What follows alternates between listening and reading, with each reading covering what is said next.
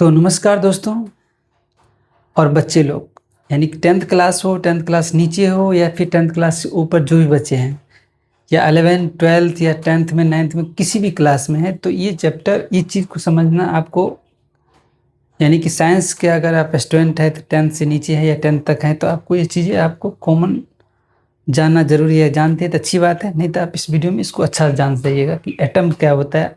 यानी एटम मतलब परमाणु क्या होता है और अणु क्या होता है। एटम्स मतलब परमाणु और अणु मतलब मॉलिक्यूल्स होता है। तो एटम्स के अंदर हम क्या क्या चीज़ पढ़ेंगे, एटम क्या है, न्यूक्लियस क्या है, इलेक्ट्रॉन प्रोटॉन और ये क्या है।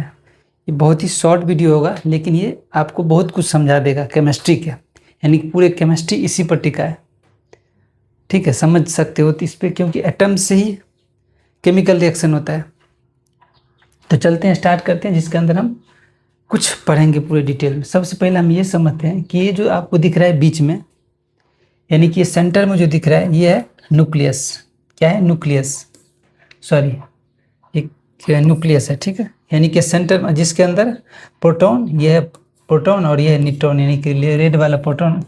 यानी न्यूक्लियस के अंदर क्या होता है, प्रोटॉन प्लस न्यूट्रॉन दोनों होते हैं। ठीक है, दूसरी बात है इसके चारों ओर जो है, यानी कि इसके जो ऑर्बिट में, ये न्यूक्लियस के ऑर्बिट में, यानी एटम के जो न्यूक्लियस के ऑर्बिट, न्यूक्लियस मतलब एक प्रकार का, हम जो जिस प्रकार हमारे प्लेनेट यानी सूर्य, सॉरी हमारा प्लेनेट क्या है, अर्थ, ये एक सन के ऑर्बिट में चक्कर काटते रहते हैं, उसी प्रकार यहाँ पे इलेक्ट्रॉन जो होते हैं ना, इस न्यूक्लियस के ऑर्बिट में चक्कर काटते रहते हैं। तो ये कुछ एटम के पार्ट्स है, जिसके अंदर एटम्स में क्या होते हैं, सेंटर में न्यूक्लियस होते हैं, न्यूक्लियस में क्या होता है, प्रोटॉन और न्यूट्रॉन होते हैं, और उसके ऑर्बिट में इलेक्ट्रॉन चक्कर काटते रहते हैं। अब आगे समझते हैं।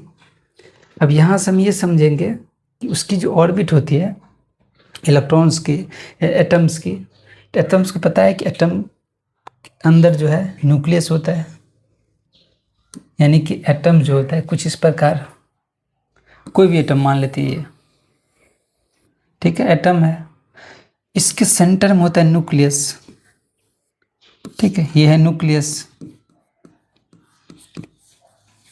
इसके अंदर होता है proton plus neutron, plus neutron. Proton पर कोई चार्ज नहीं होता, zero charge, plus, sorry, neutron पर जीरो चार्ज और प्रोटॉन पर प्लस चार्ज होता है। ठीक है, ये तो सेंटर के पार्ट। उसके चारों ओर जो होते हैं ना, इलेक्ट्रॉन घूमते रहते हैं इसके चारों ओर, इसको कहते हैं ऑर्बिट, कक्षा बोलते हैं। ठीक है, यानी कि एटम के जो चारों ओर, इसके अंदर जो है न्यूक्लियस हो गया, इसके चारों ओर चक्कर काटते रहते, कौन सा, इलेक्ट्रॉन। यानी कि इसके चक्कर, और यहाँ पे कुछ मान लेते, एक इलेक्ट्रॉन यहाँ पे हो गया, इसमें तो दो इलेक्ट्रॉन यहाँ पे हो गया।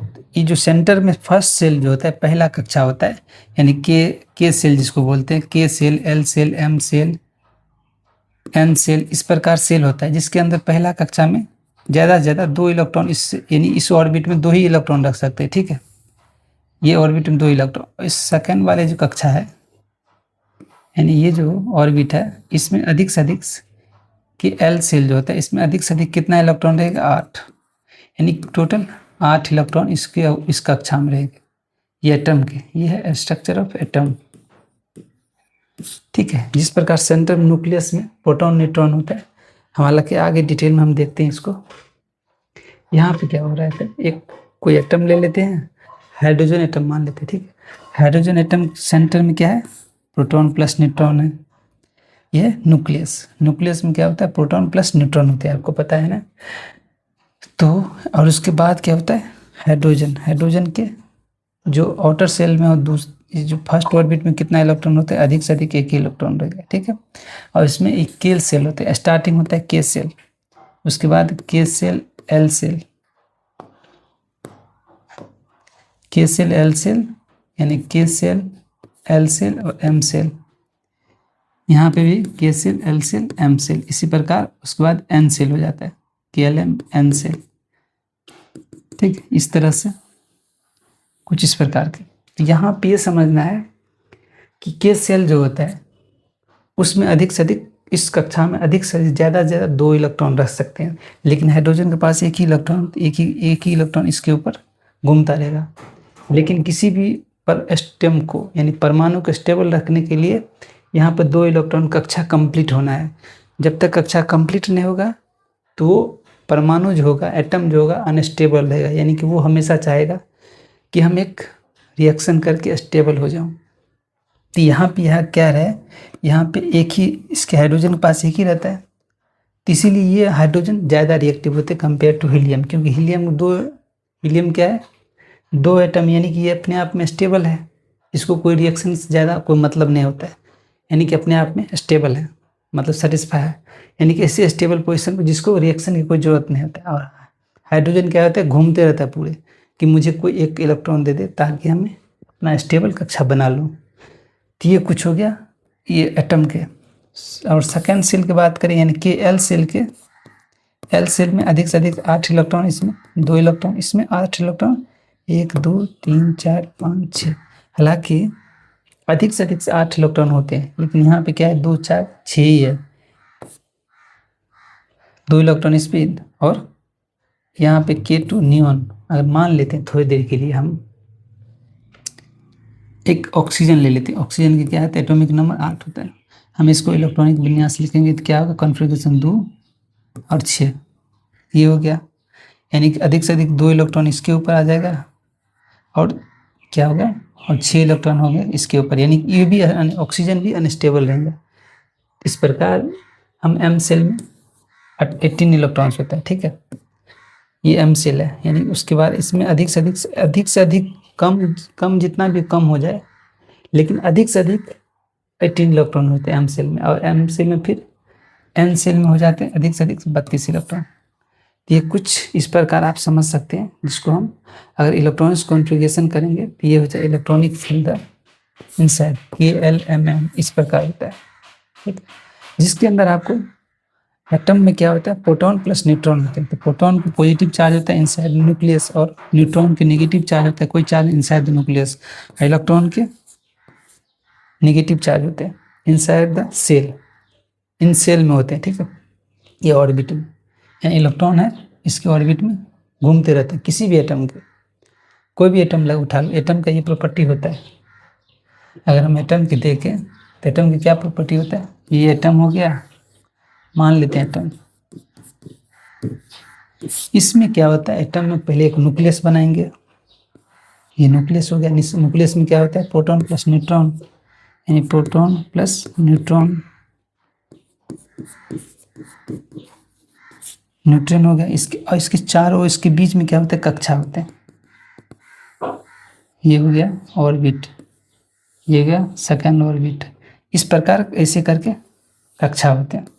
जितना परमाणु एटम होते हैं, किस सपोज दैट हाइड्रोजन के एटॉमिक नंबर 1 हो गया, तो इसके कक्षा में कितने इलेक्ट्रॉन रहेंगे, यानी कक्षा में कितने इलेक्ट्रॉन रहेंगे, 1 इलेक्ट्रॉन रहेंगे, यहाँ पे 1 इलेक्ट्रॉन हो जाएगा। सेम हाइड्रोजन हीलियम की बात करें, हीलियम इलेक्ट्रॉनिक्स कॉन्फ़िगरेशन क्या होता है, 2, इसके कक्षा में कितने इलेक्ट्रॉन, अधिक से अधिक इसमें 2 इलेक्ट्रॉन रहेंगे, क्या रहेंगे, अधिक से अधिक 2 इलेक्ट्रॉन, यानी कॉन्फ़िगरेशन क्या होगा, इलेक्ट्रॉनिक्स कॉन्फ़िगरेशन 2। उसके बाद क्या होता है, हाइड्रोजन हीलियम, बोरॉन होता है, क्या होगा, बोरॉन की बी यानी 3। उसके बाद हाइड्रोजन हीलियम, लिथियम हो गया, इसका 4, इसका इलेक्ट्रॉनिक्स कॉन्फ़िगरेशन करेंगे तो कितना होगा, 2 और 1, यानी कि फर्स्ट कक्षा में 2 इलेक्ट्रॉन और सेकेंड कक्षा में 1 इलेक्ट्रॉन होते हैं।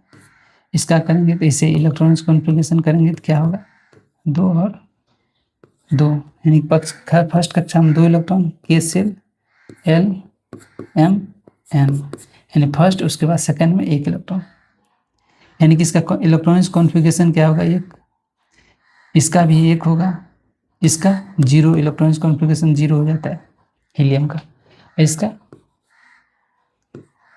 इसका होगा कितना हो जाएगा, 2 इलेक्ट्रॉनिक्स कॉन्फ़िगरेशन लिथियम का। तो कुछ इस प्रकार हम, ये एटम है, ये इलेक्ट्रॉन घूमते रहते हैं इसके कक्षा में, इलेक्ट्रॉनिक्स कॉन्फ़िगरेशन कुछ इस प्रकार निकालते हैं। चलते हैं कुछ और देखते हैं।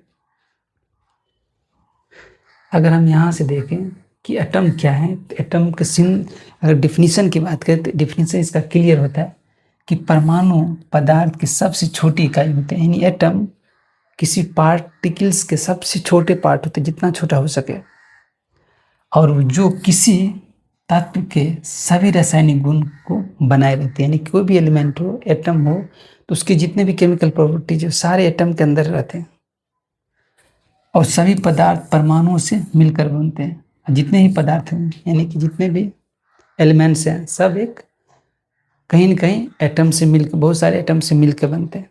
याद रखना, जितने भी पदार्थ में कौन होते हैं? ठोस, द्रव, गैस, यानी लिक्विड, सॉलिड और गैस होते हैं। ये हमेशा एटम से मिलकर बनते हैं। तो ये उम्मीद है कि डिफिनीशन आपको क्लियर होगा। दूसरा है इलेक्ट्रॉन की बात हो रही है। इलेक्ट्रॉन में क्या होता है कि इलेक्ट्रॉन परमाणु का ऋणात्मक कण होता है, यानी कि नेगेटिव चार्ज है, जो नाभिक के चारों ओर, यानी कि अगर हम देखें तो मैं बता चुका हूँ, ये एटम हो गया, ये हो गया नाभिक, उसके इसके चारों ओर कक्षा होते हैं। ठीक, ये के सेल हो गया, ये एल सेल हो गया, ये एम सेल हो गया, कुछ इस प्रकार, यानी कि ये न्यूक्लियस हो गया,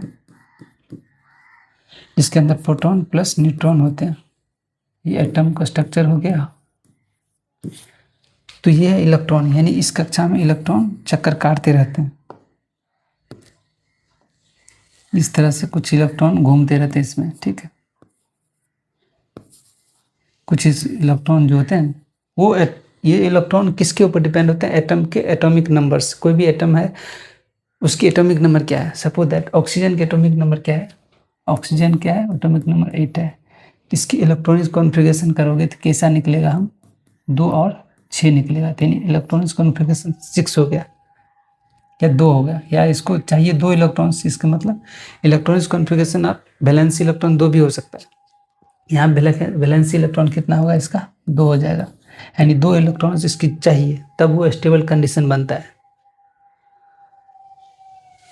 3 नन मेटल, इसमें से वैलेंसी इलेक्ट्रॉन निकालने से 8 - 6 कर देंगे इक्वल टू 6 वैलेंसी इलेक्ट्रॉन, यानी 2 वैलेंसी इलेक्ट्रॉन निकल जाएगा ऑक्सीजन के। यानी कि सेकेंड कक्षा में 6 इलेक्ट्रॉन देंगे, लेकिन 2 इलेक्ट्रॉन इसको चाहिए होता है। इसी प्रकार हम वैलेंसी इलेक्ट्रॉन निकाल लेंगे। अब देखें प्रोटॉन क्या होता है। प्रोटॉन परमाणु का धनात्मक कण होता है। ये नाभिक के यानी कि न्यूक्लियस के अंदर होता है, इनसाइड द न्यूक्लियस। ठीक है, इस पे प्रोटॉन नाभिक के अंदर होता है और इसका पॉजिटिव चार्ज होते हैं, यानी कि प्रोटॉन पॉजिटिव चार्ज, और यानी 0 चार्ज किसका होता है? न्यूट्रॉन का। और नेगेटिव चार्ज किसका होता है? इलेक्ट्रॉन का। तो यहाँ पर क्लियर हो गया। और न्यूट्रॉन मतलब न्यूट्रॉन भी एक उदासीन होता है, न्यूट्रल होता है, इस पर कोई चार्ज उर्ज नहीं होता है। न्यूट्रॉन एक उदासीन होता है जिस पे कोई चार्ज उर्ज नहीं होता है। और ये नाभिक के ये भी इनसाइड द न्यूक्लियस होते हैं, यानी इस पे 0 आवेश होते हैं और इनसाइड द न्यूक्लियस होते हैं। अगर हम बात करें न्यूक्लियस की, तो नाभिक आपको पता है कि किस नाभिक परमाणु के केंद्र होता है, यानी न्यूक्लियस जो होता है एटम के सेंटर होते हैं। यानी एटम, कोई भी एटम है, ठीक है, तो उसकी सेंटर किसको बोलते हैं? न्यूक्लियस।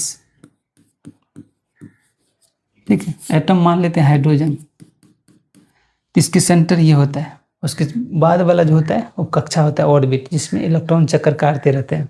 जिस प्रकार पृथ्वी सूर्य के चारों ओर चक्कर काटते हैं, उसी प्रकार इलेक्ट्रॉन जो होता है किसी भी एटम के चारों ओर चक्कर काटते रहते हैं। तो यहाँ पे क्या है, और परमाणु के लगभग पूरे द्रव का धारक होता है, यानी कि उसका जो जितना भी परमाणु द्रव का द्रव्यमान का धारक होता है। ठीक है, यानी इस पे आवेश धनात्मक और तथा परमाणु का केंद्र होता है, आवेश धनात्मक होते हैं। ये न्यूक्लियस जो होते हैं अंदर में पॉजिटिव चार्ज है, यानी कि न्यूक्लियस के अंदर पॉजिटिव चार्ज होते हैं। याद रखें, क्योंकि इसके अंदर प्रोटॉन होते हैं इसलिए पॉजिटिव होगा ही, साथ में न्यूट्रॉन भी होते हैं, तो न्यूट्रॉन पर कोई चार्ज नहीं होता, इसलिए जिसका न्यूक्लियस होता है हमेशा धनात्मक होते हैं। यहाँ सब समझिए। यहाँ क्या है, ये है इलेक्ट्रॉन और ये है सेंटर में न्यूक्लियस। नाभिक में प्रोटॉन प्लस न्यूट्रॉन होते हैं, इलेक्ट्रॉन ये है घूमते रहते हैं इसके ऑर्बिट में। ठीक है, तो परमाणु के केंद्र में नाभिक होता है और जिसमें प्रोटॉन और न्यूट्रॉन होते हैं। नाभिक के चारों ओर इलेक्ट्रॉन कक्षाओं के ऑर्बिट में तेजी से गति से घूमते हैं और ये परमाणु के रूप में उदासीन होते हैं। न्यूट्रॉन क्या होता है? परमाणु के रूप में उदासीन। और तो ये कुछ इस प्रकार से आपको उम्मीद है कि समझ में आ गया होगा। तो चलते हैं, नेक्स्ट वीडियो में मिलेंगे, तब तक के लिए जय हिंद दोस्तों।